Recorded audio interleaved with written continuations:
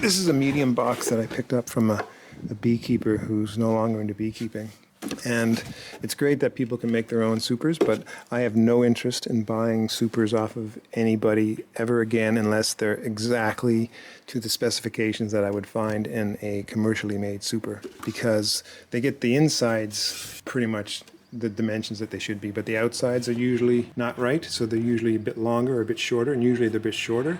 And so I end up having supers, this super sitting on top of a regular super that's wider, and so it ends up creating a ledge, and water seeps in through that ledge, and it's all just a big pain. So I think, you know, congratulations to everyone who knows how to make these things, but I wish you could make them to the exact specifications of most commercial components, because I can't use it. I probably have about 10 supers, mediums and deeps, that are made by other people who are really good at their craft, but they don't match the stuff that I already have, and it's just a pain. Like, here's an example.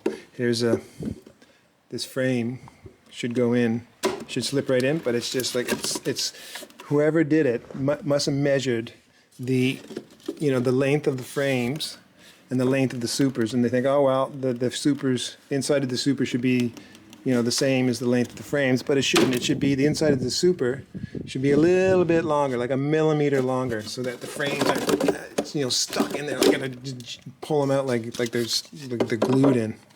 And sometimes that can happen too, just from the edges of the supers as the bees build up propolis over the years.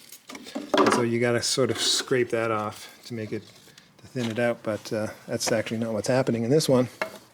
I've had so many of these supers that don't fit my frames well that I've even had to take the frames and trim the edges off by about a millimeter on each end, just so that they would fit in these irregular size supers. And it's not like they're well made, but 2 or 3 millimeters makes a huge difference. So I've got lots of supers that I don't use them for anything anymore. I use them for holding frames and other stuff, but I don't actually use them on my hives anymore because I hate them.